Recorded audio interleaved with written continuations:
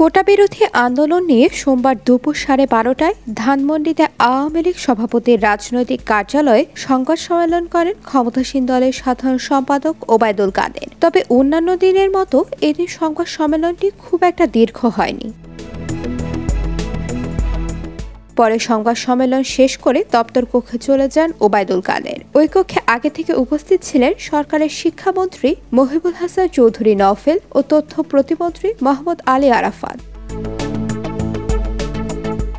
এ সময় সোয়া 1টার দিকে দপ্তর কক্ষে প্রবেশাধিকার বন্ধ করে সেতুমন্ত্রী ওবায়দুল কাদের দুই মন্ত্রীকে নিয়ে বৈঠকে বসেন। 1 ঘন্টার বৈঠক শেষে দুপুর 2:12 দপ্তর কক্ষ ত্যাগ করেন মন্ত্রীরা। প্রথমে আওয়ামী লীগ সাধারণ সম্পাদক ওবায়দুল কাদের বের হন, তবে তিনি এ সময় সাংবাদিকদের সঙ্গে কোনো কথা বলেননি। পরে বেরিয়ে আসেন আইনমন্ত্রী আনিসুল হক, তিনিও গণমাধ্যমের সঙ্গে কোনো কথা বলেননি।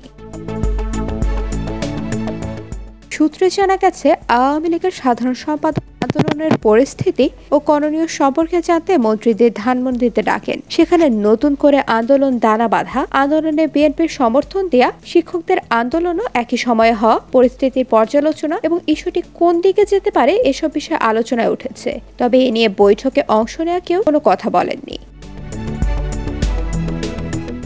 বৈঠকে আলোচনার বিষয়ে শিক্ষামন্ত্রী মহিবুল হাসান চৌধুরী নওফেলকে সাংবাদিকরা প্রশ্ন করলে তিনি বলেন, নানা বিষয় নিয়ে আলোচনা করেছি। যে বিষয়গুলো আলোচনা করেছি আসলে সেগুলো নিয়ে এই মুহূর্তে গণমাধ্যমের সঙ্গে আলোচনা করার মতো বিষয় না। কোটা আন্দোলন প্রসঙ্গে এক প্রশ্নের জবাবে নওফেল বলেন, আদালতে যে বিষয়টি বিচারাধীন, আমরা সে বিষয়ে এই মুহূর্তে কোনো মন্তব্য করব না। সেটা আদালতের বিষয়। আমাদের অবস্থান হচ্ছে, যেহেতু আদালতে যে বিষয়টি বিচারাধীন রয়েছে সে বিষয়ে আমরা মন্তব্য করব না, অপেক্ষা করতে হবে। সরকার তো আপিল করেছে, সুতরাং আমি এ বিষয়ে মন্তব্য করব না।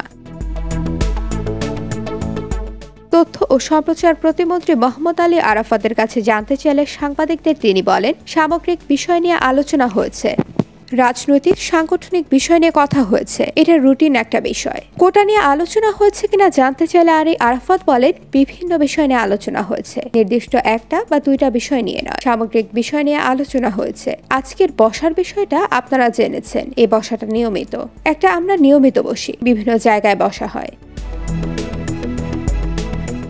এর আগে সোমবার দুপুরের সংবাদ সম্মেলনে ওবায়দুল কাদের বলেন, আদালত উভয় পক্ষের যুক্তিতর্ক শুনে নিশ্চয়ই একটা চূড়ান্ত রায় প্রদান করবেন। উচ্চ আদালতের রায় না হওয়া পর্যন্ত আমাদের অপেক্ষা করতে হবে এবং কোনো প্রকার উত্তেজনা, রাস্তাঘাট বন্ধ করে মানুষের দুর্ভোগ সৃষ্টি পরিহার করা উচিত। বিশেষত এইচএসসি পরীক্ষার্থী অভিভাবকদের অসুবিধা হয় যে কর্মসূচিতে, সে ধরনের কর্মসূচি পরিহার করা দরকার।